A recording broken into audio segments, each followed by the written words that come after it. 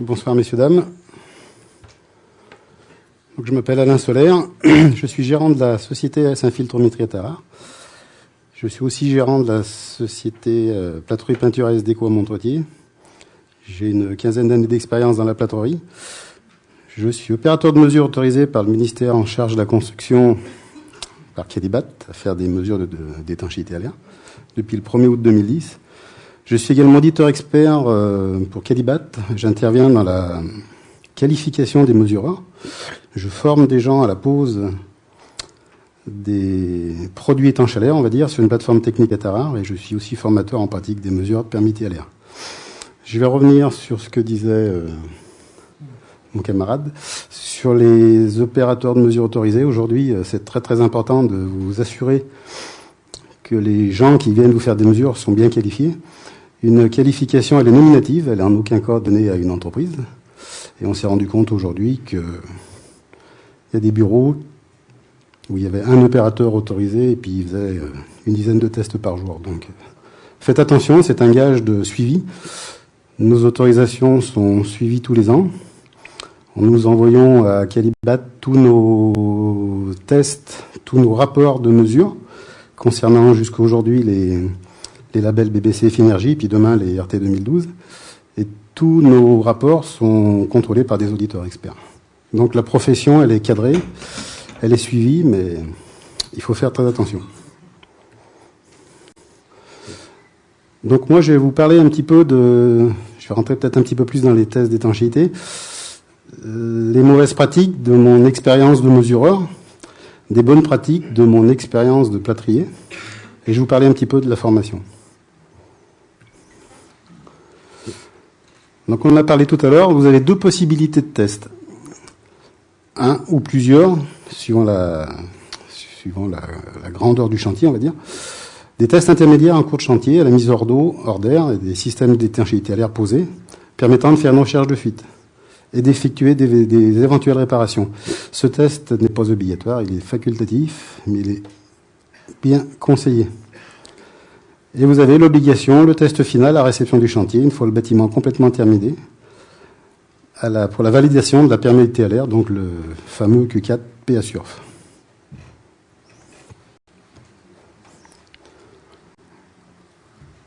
Le test intermédiaire, comme je vous l'ai dit tout à l'heure, la recherche de fuite.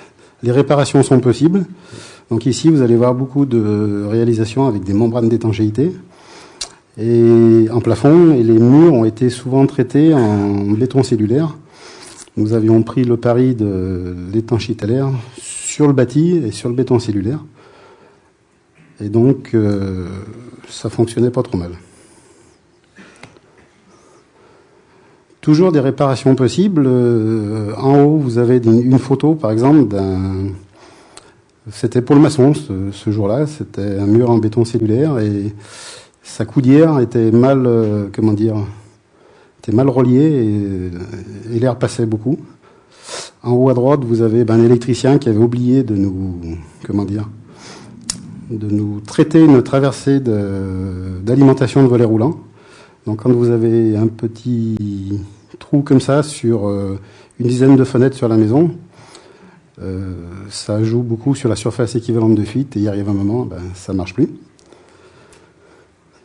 En bas, pareil, en bas vous avez de la fumée qui passait sur des seuils de porte-fenêtres. En bas à droite, pareil, un petit joint qui avait été loupé. Et donc tout ça, c'est pour vous dire que le test intermédiaire est très très important et vous pouvez réparer.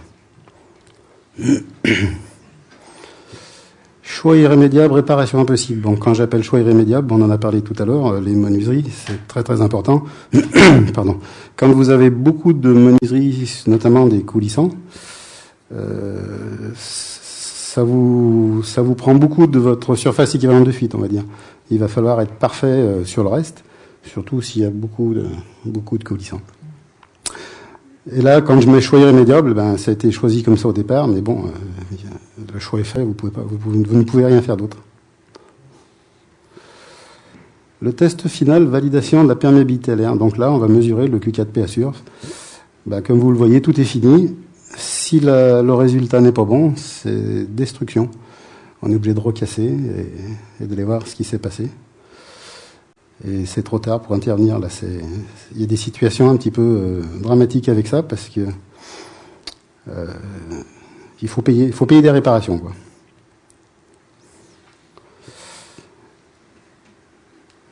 Comment bien réussir un bâtiment étanche à l'air, ça se prépare, hein. On prend pas un bâtiment et on va le dire du jour au lendemain, on va le rendre BBC ou voire passif. Il faut une bonne conception. Bon, j'ai mis en parenthèse l'architecte. Une bonne concertation, de la maîtrise d'ouvrage, maîtrise d'œuvre et entreprise. Une bonne coordination, maîtrise d'œuvre et entreprise. Une bonne, on pourrait dire une excellente mise en œuvre des entreprises et réception des supports. C'est très très important de réceptionner ces supports. Un autocontrôle quotidien. Alors là, c'est tout le monde. Un trou dans une membrane, ça peut être fait par n'importe qui, mais bon, le premier qui le répare, c'est gagné pour la fin. Le contrôle final, formalisé par le test d'étanchéité. Et je vous ai mis, c'est un grand bouleversement pour notre grand monde du bâtiment.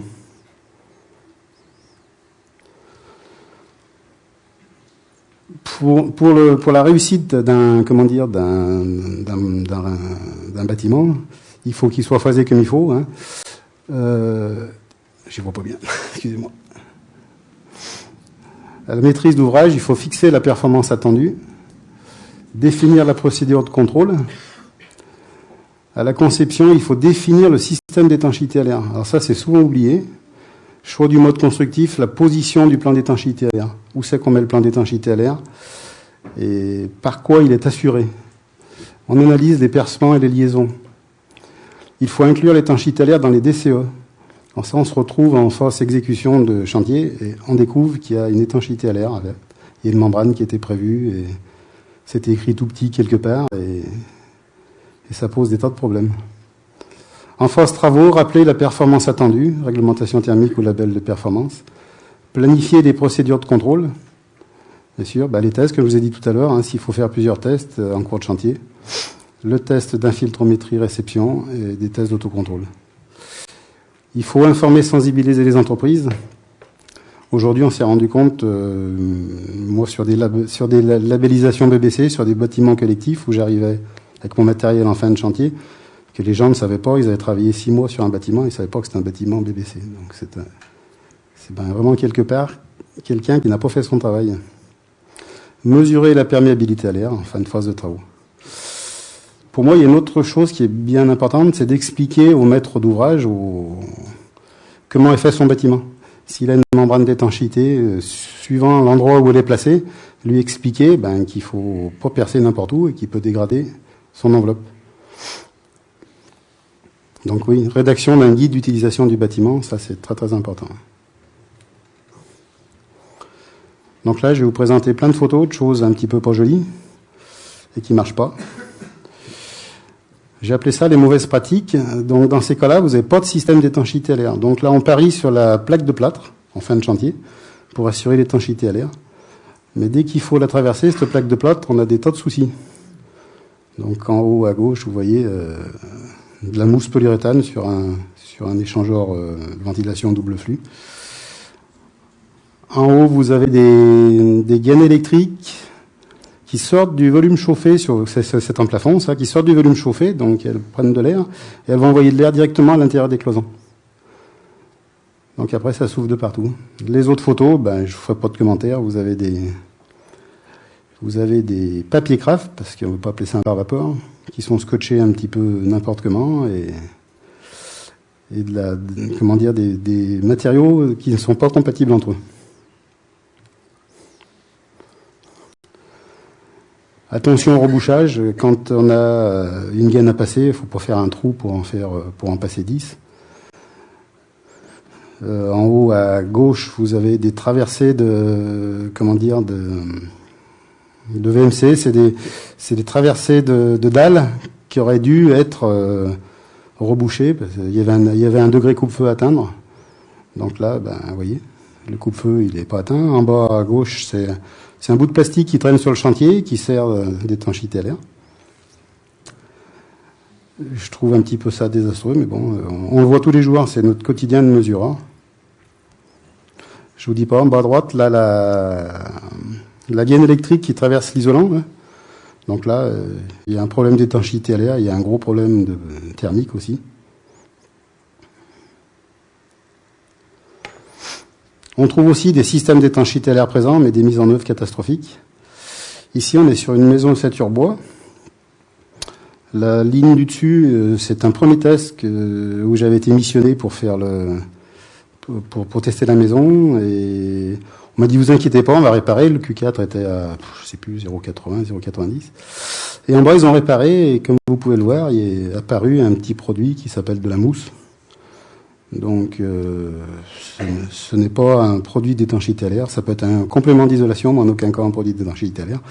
En bas à droite, vous avez des tuyaux électriques et des tuyaux PVC du plombier qui traversaient la dalle.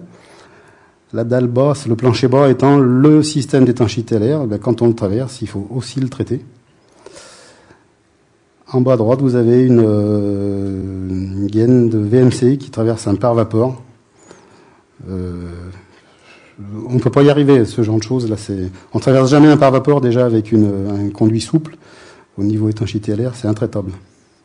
Et en plus, je crois qu'au niveau, tu disais l'autre jour, au niveau refoulement, on n'a pas le droit de traverser en conduit souple.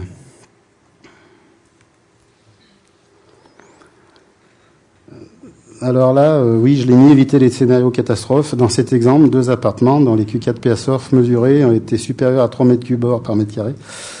C'est des labels BBC Finergie Rénovation pour investissement cellier perdu.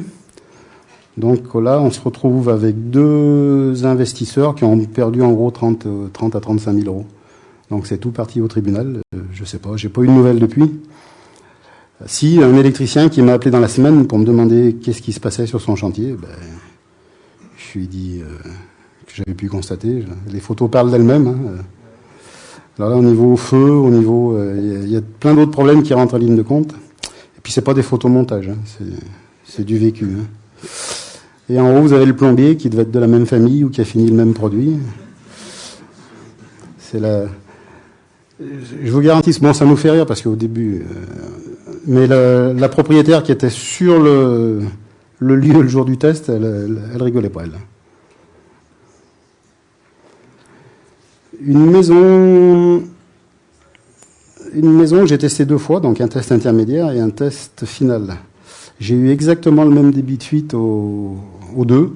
Pourquoi ? Parce que je leur ai fait la liste de toutes les fuites, de tout ce qui déconnait dans la maison, et ils n'ont rien réparé. Donc, en gros, vous voyez en bas, le gros problème de la maison, c'est que les caissons de volets roulants ont été posés. C'est une maison en Euromac, avec des murs assez épais. Les caissons de volets roulants ont été posés au nu extérieur. Les menuiseries ont été posées en applique au nu intérieur. Et au milieu, il y avait un trou de 5 cm. Donc, au secours, vive la mousse. Alors là, le propriétaire, il pleurait ce jour-là parce qu'il a perdu en gros 25 000 euros, son prêt à taux zéro sur son bien. Là. Et comme l'entreprise de maçonnerie a déposé le bilan et que l'entreprise de menuiserie a déposé le bilan, il n'a plus que ses yeux pour pleurer. Je reviens, méfiez-vous de certains produits miraculeux. Donc je vous ai remis la mousse polyuréthane en haut à droite, un électricien qui me soutenait que son produit était étanche. Donc ça tombait bien, on avait un ventilateur et un fumigène, donc on s'est mis en dessous et puis dessus, et on lui a prouvé que ça ne marchait pas. En bas, vous avez toujours ma maison en Euromac, vous voyez un petit peu plus près de la mousse polyuréthane au bout de 6 mois à l'air libre, ce que ça peut donner. Vous soufflez dessus, elle s'en va.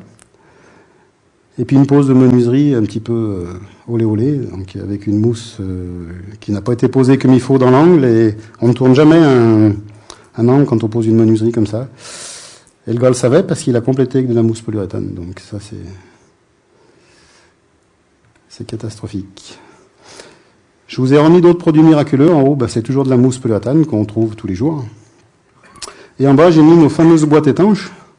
Parce que tout le monde fait de l'étanchéité l'air avec des boîtes étanches. Mais bon, les 3 quarts du temps, quand on les ouvre, quand vous posez l'appareillage, vous poussez la gaine et la gaine se retrouve en dehors de la boîte et ça fuit.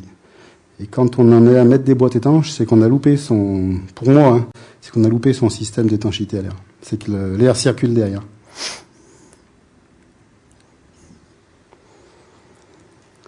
Méfiez-vous des autres intervenants du chantier, respectons le travail d'autrui.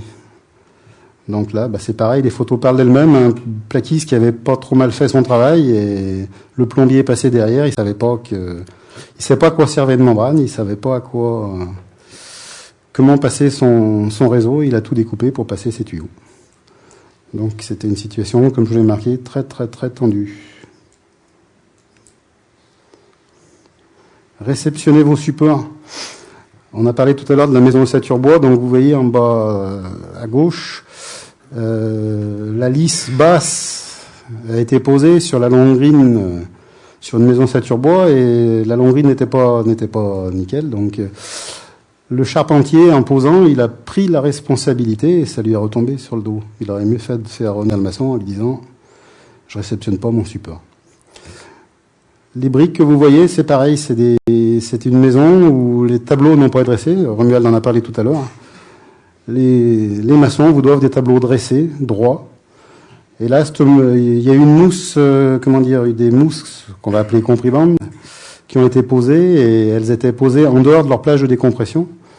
Donc, il faut savoir qu'elles se décompressent ou se décompriment sur 3 ou 4 cm, mais elles sont garanties sur des plages de décompression qui sont marquées sur les rouleaux. Alors, faites attention à ce que vous posez parce que le maçon, en fait, le menuisier sur cette affaire avait donné les codes de réservation et le maçon lui avait mis un petit peu de jeu.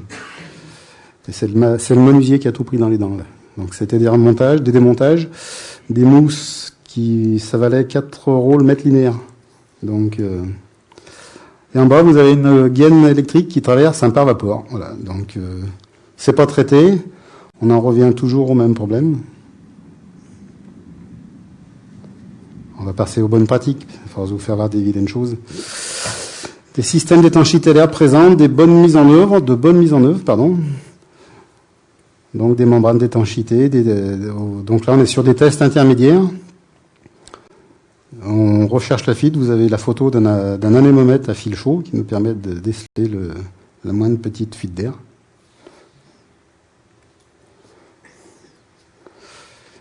Des plénums techniques en plafond pour passer les réseaux à l'intérieur du volume chauffé ou à l'intérieur du volume étanche, on va dire.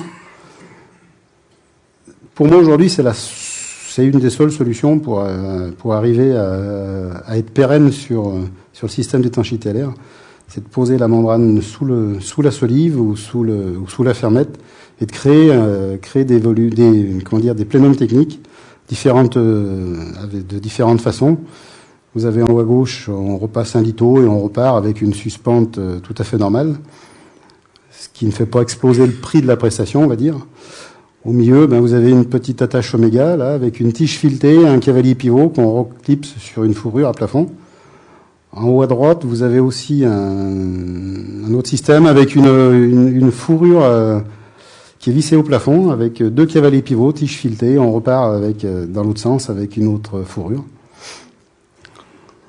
En bas à gauche, pareil, c'était une maison que j'ai testée il n'y a pas très très longtemps. Et la particularité de cette maison, elle avait donc un enduit sur les murs. Donc là, ils ont parié, ils ont pris comme plan d'étanchéité la brique qu'ils ont enduit avec un enduit de chez Placoplâtre qui s'appelle l'Aéroblue. Donc ça fonctionne bien sur l'étanchéité à l'air. Après, sur la pérennité du bâti, je sais pas. Et en bas au milieu, donc vous avez une photo là avec une membrane posée en plafond et en mur, avec vide technique en plafond et vide technique en doublage. Ce qui permet à tous les réseaux à passer dans le volume étanche. Et en haut, tous les réseaux de ventilation passent aussi dans le volume étanche. C'est une solution qui est assez coûteuse, mais bon, ça existe. Il existe plein de solutions pour se raccorder en plafond. Donc en haut, trappe d'accès au comble, on vient se raccorder dessus. La photo d'en haut au milieu, c'était un poteau béton qui reprenait une ferme. Donc on a scotché le poteau après la membrane, ça marchait bien. Un conduit de fumée Poujoula en haut à droite. Donc ils ont sorti une coquisole pour respecter les écarts au feu. Donc vous pouvez venir vous scotcher sur la membrane sur la coquisole. Et il y a une autre pièce qui vient se mettre dessous l'isolant et qui fait l'étanchéité à l'air entre le conduit de fumée et la coquisole. En bas à gauche, sur des tests intermédiaires, nous avons fait poser les tuyaux en attente par les différents lots. Donc, ce qui a permis au cours du test intermédiaire de contrôler toute leur traversée. Vous avez la mise à l'air des WC, vous avez l'extraction de VMC, et au milieu, vous avez l'évacuation, c'était un chauffe-eau thermodynamique. Donc c'était tout en attente, après il n'y a plus qu'à se raccorder, et on n'a pas de surprise au test final. Et en bas à droite, c'était un conduit Schiedel, donc on est venu se raccorder sur la paillasse, j'ai perdu le mot. Et on avait parié sur l'étanchéité à l'air du béton, c'était pas trop mal non plus.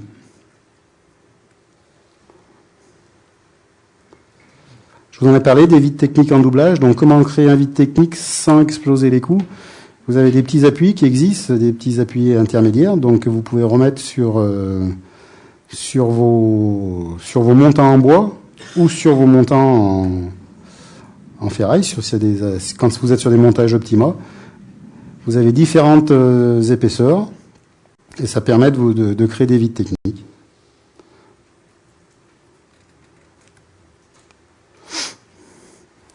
Là, je vous ai mis des divers points singuliers. Faut se parler entre artisans. Donc, on avait un WC suspendu. C'est pas grand-chose, un WC suspendu, mais si vous le posez pas comme il faut, ça peut vous détruire votre système d'étanchéité à l'air. Donc là, on s'était pris 2 heures chacun avec le plombier. Donc moi, j'ai posé un bout de membrane, il a posé son WC, on a raccordé, on a étanché tout ce qu'on pouvait étancher, et ça s'est bien passé. On s'est pas battu. En haut à droite, c'est une traversée de hotte. C'est pareil, test intermédiaire, une hotte avec évacuation extérieure, avec un clapet dans les combles. Donc il fallait à tout prix qu'on puisse fermer notre plafond pour continuer notre chantier. Donc on a trouvé cette solution avec des manchettes EPDM et avec une bride posée sur le plafond pour tenir, pour pas que ça tombe. En haut à gauche, vous avez des butiles. Tout à l'heure, j'ai vu qu'il y avait la maison Impact était là. C'est un produit de chez eux qui vous permet de raccorder tout percement sur n'importe quel support. Là, on est sur du béton cellulaire, sur le champion de la porosité, le béton cellulaire, et ça tient très très bien. En bas à droite, un produit de chez Dorken, qui est un produit liquide, on pose une espèce de bande comme un bidim, et puis on complète. Alors là, c'est garanti sur toutes sortes de supports. Pour la rénovation, c'est un produit formidable, ça. Ça tient sur le bois, sur la pierre, sur un petit peu tout. En bas à droite, vous avez encore une manchette de traversée de membrane pour des gaines électriques. Je vous ai mis la photo de gauche en bas parce que souvent sur les chantiers, on se retrouve avec une membrane d'étanchéité dans le lot du charpentier, on va dire, et une membrane d'étanchéité dans le lot du plaquiste. Donc ça, c'est un petit peu évité, essayer de mettre l'étanchéité à l'air tout dans le même lot. Parce qu'il arrive un moment où on se raccorde, et on se raccorde avec quel produit et comment on fait, c'est des discussions à ne plus en finir. Donc là, dans ce cas-là, on avait monté le doublage avant, et on avait mis la membrane du plafond en attente de recevoir celle des murs. Voilà.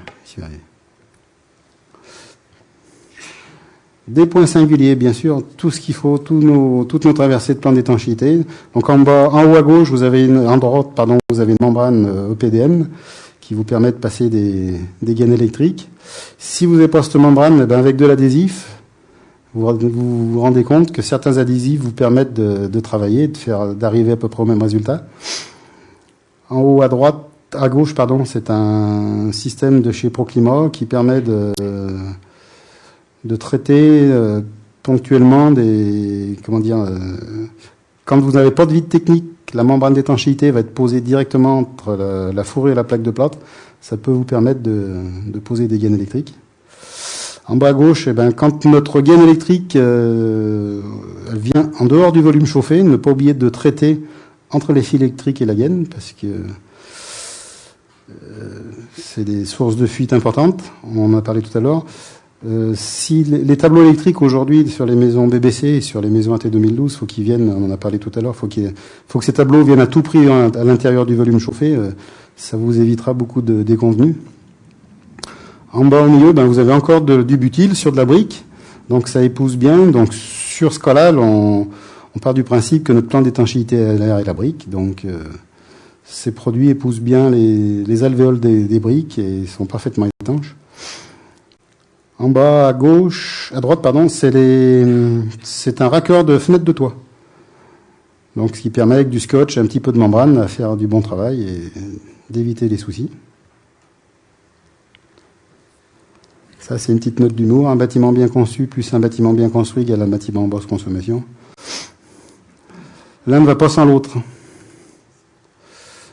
Tous impliqués, l'étanchéité l'air, c'est 100% de mise en œuvre. La performance viendra du travail de tous et du respect du travail d'autrui. Donc ces petits pictogrammes, vous avez tout le monde dessus. Hein, et tout le monde est impliqué. On a eu le cas sur le sud de la France où un peintre a taillé une membrane d'étanchéité avec son cutter en coupant la toile de verre, je crois. La membrane était juste derrière et il a détruit tout le système d'étanchéité à l'air parce qu'il ne savait pas, on ne lui avait pas expliqué. Nous sommes tous chacun responsables de notre travail, mais tous collectivement responsables de la performance. C'est l'affaire de tous. On est tous dans le même bateau. Il faut un pilote dans l'avion, pardon. Et s'il n'y a personne pour piloter tout ça, on n'y arrivera pas. Et je vous rassure, il y a des chantiers qui se passent très très bien.